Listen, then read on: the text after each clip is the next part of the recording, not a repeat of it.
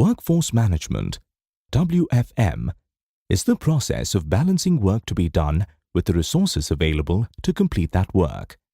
Come, let's learn more about it in this course.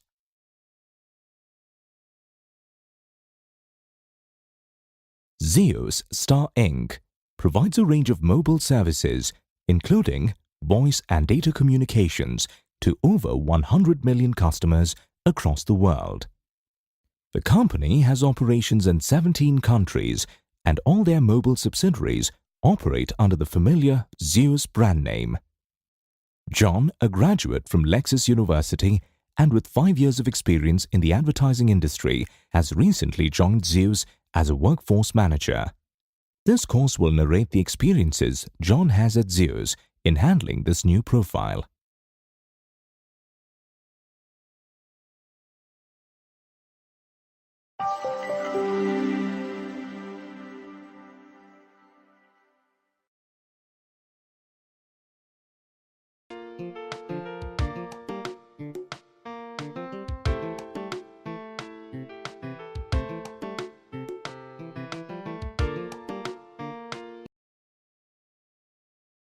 It is John's first day at Zeus, and Pete, John's manager, is introducing him to his team.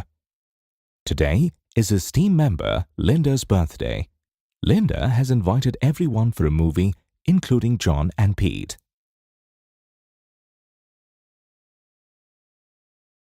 At the movie theater, there are 4 ticket counters, but only 2 of them are open and staffed.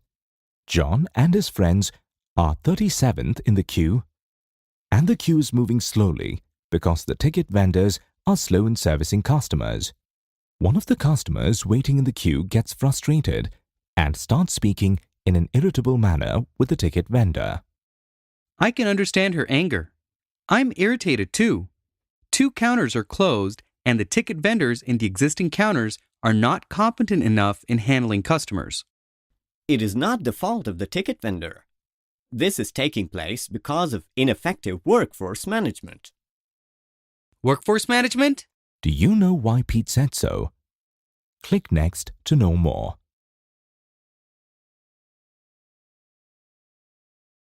We encounter similar types of queues in our life. For example, supermarket checkout counters, banks, traffic toll booths, call centers, etc. We have all had our share of frustrations while waiting in slow-moving queues. It is not just people who form queues. Inanimate objects such as documents or forms also form in queues while waiting to be processed.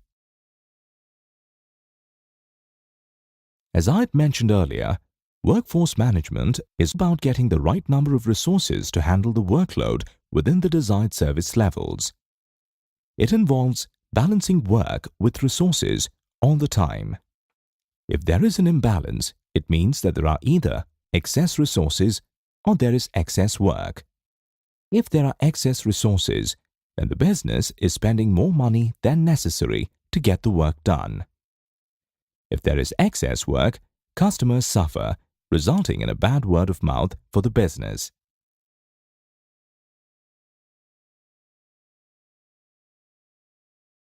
Now, you can relate to John's situation. It is very important to have the right number of ticket counters being staffed so that the right service levels are provided to customers. As a customer, you will not care if the ticket vendor fell sick, got stuck in a traffic jam, or went on a long break.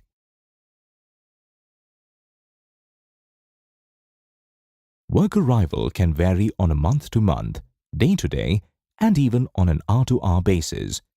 Forecasting of work arrival patterns becomes critical in determining the resources, that is, the number of people who need to be deployed.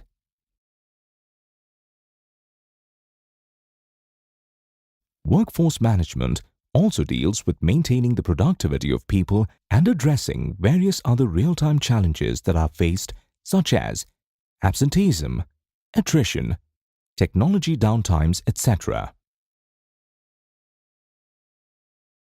Workforce management has 6 phases. They are data gathering phase, analysis phase, forecasting phase, staffing calculation phase, Scheduling phase. Real-time management phase. Click each to know more. You will learn about each phase in detail in the next modules. The data gathering phase involves gathering a representative sample of historical data that will provide you with a basis to forecast future volumes or workloads.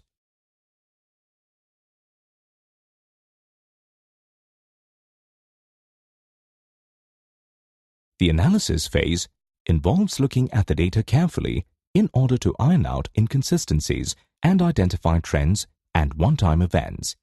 The output of this phase is clean data that can be used for forecasting. In this phase, certain statistical methods are applied on clean data in order to forecast the work volumes for the future. There are many different forecasting techniques. In spite of all the planning and forecasting, workforce management involves real-time management of staff. Many things can happen during the day, so someone must keep an eye to make sure that there are enough resources to match the incoming volume.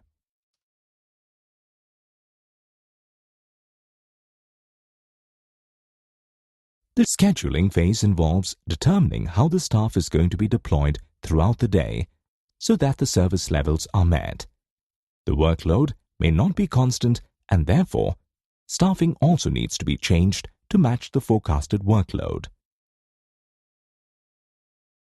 Once the workload forecasting has been completed, then we need to determine the staffing required to process that workload. Therefore, the output of this phase is the number of people required to process the workload.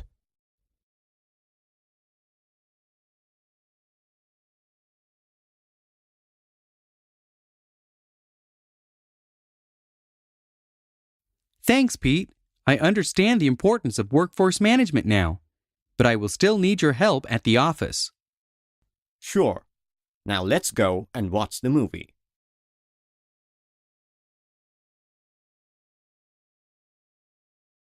Now, check your understanding by answering a few questions. Read the question and select the correct option.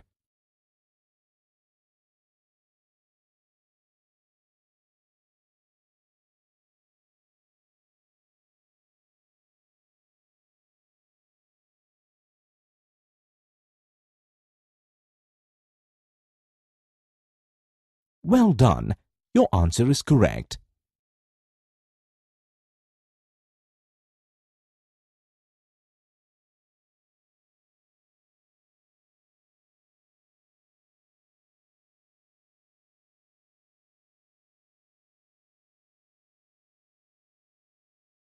Well done.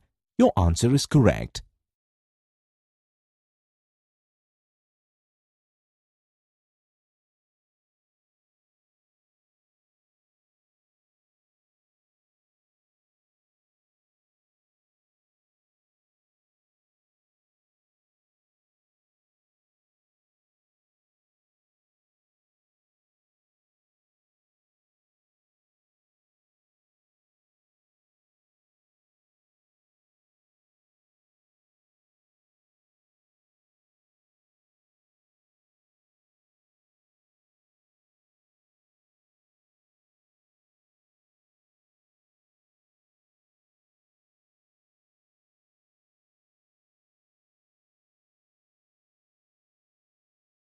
Well done.